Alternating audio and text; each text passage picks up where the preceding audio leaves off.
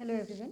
So last video में हमने जाना कि क्या क्या रिस्क फैक्टर्स हो सकते हैं प्रिकॉशियस प्यूबर्टी के, और इस वीडियो में हम जानते हैं कि प्रिकॉशियस प्यूबर्टी को क्यों ट्रीट करना चाहिए, उसके क्या कॉम्प्लिकेशंस हो सकते हैं अगर हम ट्रीट नहीं करते हैं तो एक प्रिकॉशियस प्यूबर्टी का मेन कॉम्प्लिकेशन जो होता है वो है एक सोशल कॉम्प्लिकेशन।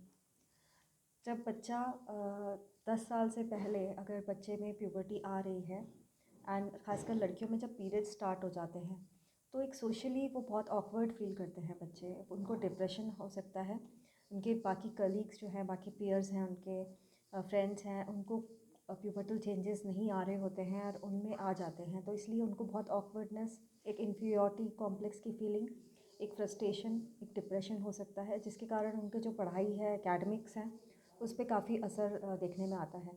तो एक सोशल एंड साइकोलॉजिकल बहुत ज़्यादा कॉम्प्लिकेशंस देखने में आते हैं ऐसे बच्चों में, एंड ये एक सबसे बड़ा कॉम्प्लिकेशन है।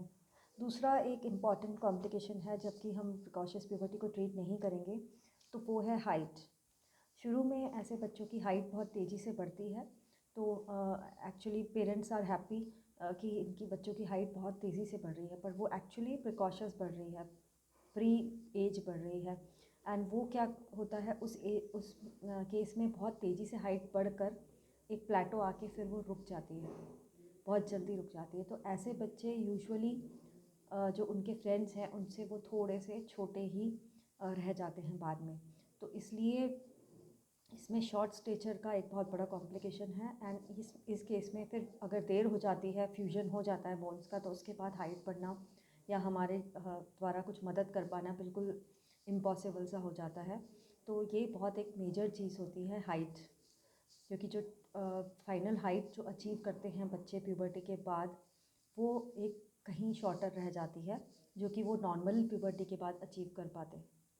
तो ये दो मेन कॉम्प्लिकेशंस हैं, एक साइकोलॉजिकल प्लस सोशल, एंड दूसरा है हाइट। इसलिए इनका ट्रीटमेंट बहुत ज़्यादा ज़रूरी है।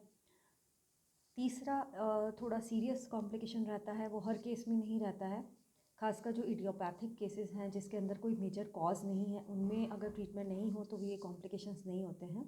जो तीसरा हम बात करने जा रहे हैं, ये उन केसेस में होते हैं जब एक कॉज होता है, जैसे कि कोई ट्यूमर है पिट्यूटरी में या हाइपोथैलेमिक रीजन में या एड्रिनल ग्लैंड में या ओवरीज या टेस्टिस में कोई प्रॉब्लम है, कोई ऐसी जेनेटिक प्रॉब्लम या ट्यूमर है और वो सीरियस कॉज है जिसको कि ट्रीट करना बहुत ज़्यादा ज़रूरी है।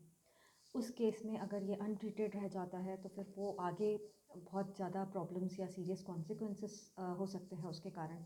इसलिए इस प्रॉब्लम का सही टाइम पर डायग्नोसिस एंड ट्रीटमेंट बहुत ज़रूरी है, जिससे पता चलेगा कि मेन कॉज क्या है इस प्रिकॉशियस प्यूबर्टी का और किस तरह का ट्रीटमेंट सही रहेगा। तो इसलिए आपको ऐसे कोई भी केस हो तो उसमें ज़रूर ही एंडोक्राइनोलॉजिस्ट से कंसल्ट करके उनकी ट्रीटमेंट की सलाह माननी चाहिए। Thank you so much.